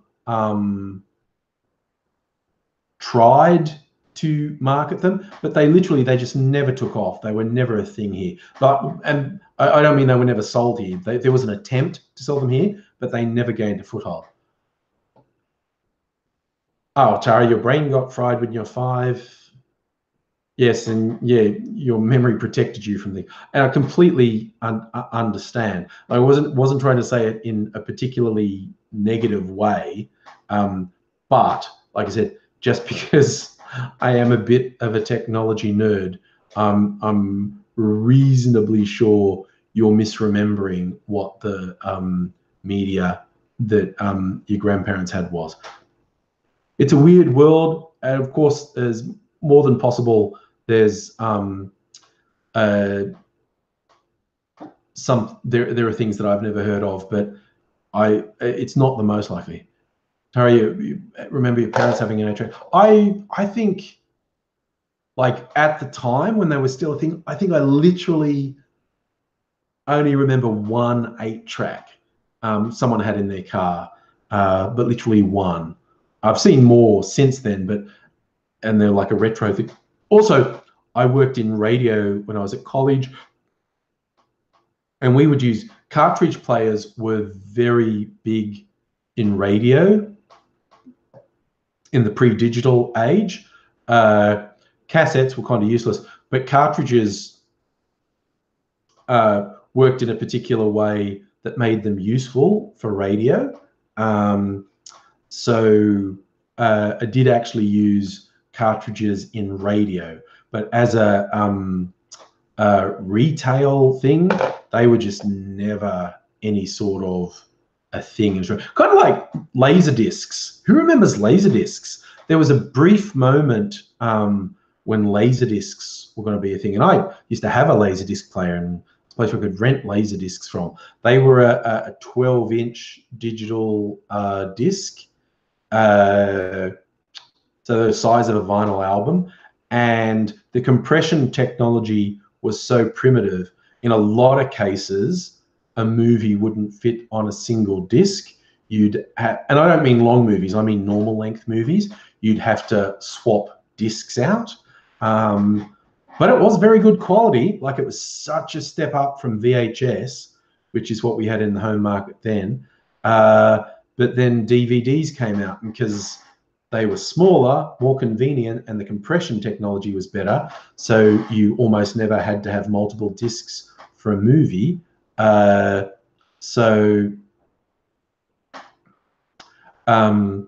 Yeah, so laser discs were only around for a very short period of time, and DVDs usurped them before they ever got a foothold. Yeah, Tara, that's exactly why cartridges were popular in radio, because bigger playhead, the tape was actually thicker than cassettes, so it was much higher quality than cassettes, but also there was an element of the way cart machines worked. When you plugged them in, you'd fast forward them so they'd always be in the start of the track you wanted to play. But yes, it's a little bit of trivia. Up until for the digital age, cartridges were in very common use in radio. Oh, Tendai HD DVD, yes. There was that. Yeah, Betamax got beaten out by VHS. Yeah, and there was that competing technology for DVDs that fucking died, hung around for a few years, but never really caught on and died. Now, of course, Blu-ray. Now they're trying to do the 4K Ultra. We go, oh, this is even higher definition for your stupid oversized CT, stupid oversized TV, for the ultimate high definition experience. Like, dude, I don't really need it. Yeah. Oh, RC, the cast single. That's a classic. That was a thing from very short life, 80s and 90s. You could get cast singles rather than being a whole album on a cassette. It would just be a single. So 2 to 5 tracks on the cassette. Yes. Yeah, Tara, that's key point. No, we got technical about voting earlier. Now we're getting technical about audio and video technology. Yep. When you go to a recording studio, like for a band that still uses tape, because again, these days most of them are probably digital. But if someone still uses analog recording, the high quality tape machines, the tape was really thick, and because with multi-track recording, because the tape is a magnetic media, and that's how it stores and plays back things. But this is a weird thing. The thicker the tape was, the more information, the more tracks you could have on it. So the more complex your mix for the music could be. It's kind of like, you know, with digital memory now, the more memory you have, the more you can cram in there. That was actually a thing with recording tape. The thicker the tape was, the more tracks you could record on it, and so the richer sound, the more complex the mix could be. So yeah, there were all sorts of tricks back in the day, the analog days of music and video. My wordy me! Oh, we even had, when I was at college, we had a TV studio and an editing bay, and it was all done off video. Now, if you do digital video now, like I do with YouTube, like you get your raw footage and you put it into your editing software, and you mark out, okay, I drag my file in there, okay, here's a start point, here's an end point, here's the next start point, here's the next end point, and it cuts it up into the bits, and you go, okay, now render that, and it creates a new video according to the start and stop points you defined. With videotape, because there's a little bit of up to speed with videotape. It was the same stuff. We had this, it was cutting edge at the time, video editing bay. You do the same thing, like you play your tape that had the raw footage on it, and you'd mark a start and an end point, and then you go like execute that, and you've got your recording media over here, and and it would actually take the tape back about 2 seconds before your start point, because it'd get up to speed, it'd go and up to speed, and then it'd hit what your start point, and your recording media would start recording at the start point. That was a fun thing, that digital media has to get up to speed. That was also, like I said, I worked in radio. Besides carts, we used vinyl. That was the most common thing. We had vinyl. You have a couple turntables, and you cue stuff up, and you had the double-sided needle, so you could sort of like, like hip hop going back and forth, getting the start of the track. But when you found the exact start of the track, you didn't. That's not where you left it, because if you did it there when you started the turntable, it takes half a second for the turntable to get up to speed. So the music would be like, whoa, and sounds like shit. So you'd find the start point, and then you'd do a half reverse on the turntable. And then you'd have to time it. Like you didn't hit the start on the turntable when you wanted the track to start. You hit start half a second before you wanted the music to start, because you hit start and spin around and then hit the start point. So yeah, it was the real skill, man, making sure that you hit those marks perfectly. Oh yes, and I only fucked that up a few thousand times while I was on the air. Oh, that was you're right, RC. There was the 3-inch CD single. Sony had a proprietary mini disc format. Is that what you're talking about? Sony's always trying to come up with proprietary formats that everyone else will have to end up paying them for. It's bullshit. People are less inclined to try and force proprietary formats these days. It's like they finally woke up. In a huge distributed system, you have to have an open standard. Yeah, maybe someone owns the standard or the intellectual property for the standard, and so they get half a cent every time someone plays something on it, but not like Sony used to try and do all the time. Was it, Tara, you were a tape op for a bank and a smoke particle was larger than the gap between tape? Oh yeah, that was the thing, that because analog was physical. People didn't realize, like, you go, what magic makes the tape?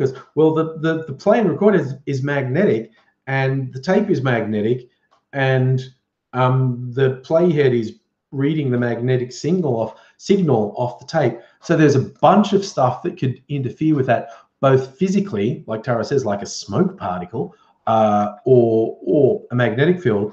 And that's why you get crackles and jumps and scratches on vinyl, because it's a physical thing. The needle is reading bumps and stuff in the groove of the record. So if there's any dust in there or any damage on the groove, the needle would pick that up.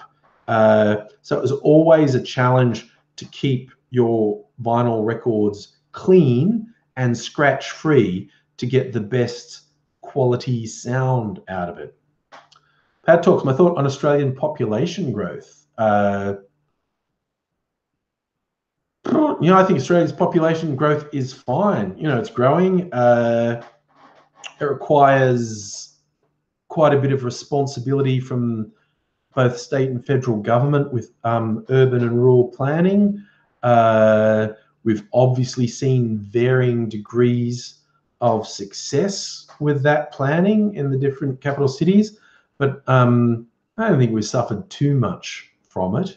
And there's that constant tension between, if your population isn't big enough, your economy will collapse. But also, if your population grows too fast, it's too big a strain on infrastructure and the economy, and you have a different sort of problem. So actually striking that balance is quite difficult. But I think Australia's actually done a pretty good job with it.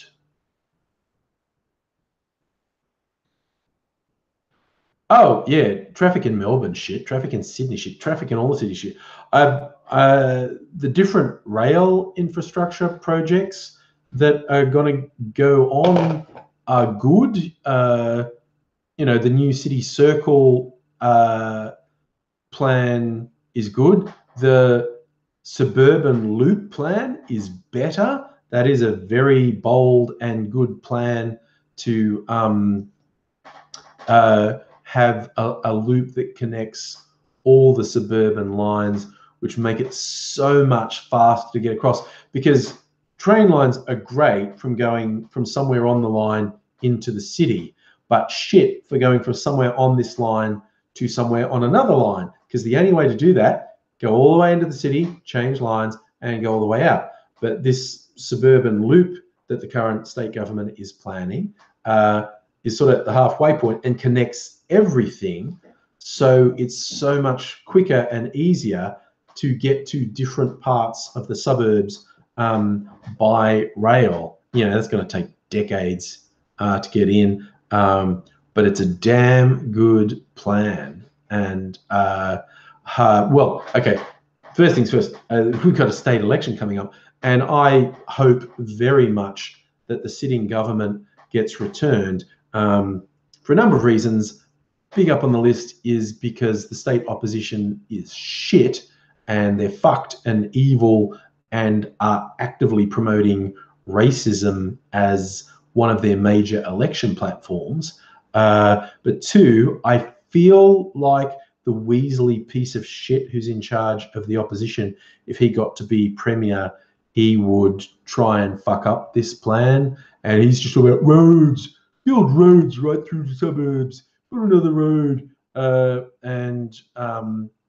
It's just like, no, every time you build another road, it just gets filled up with traffic. We need to provide alternatives to roads. And these fairly promising rail projects are everything. I just noticed the time, got so engrossed in these conversations. This was such a technical chat tonight. Technical talk about elections and technical talk about technology.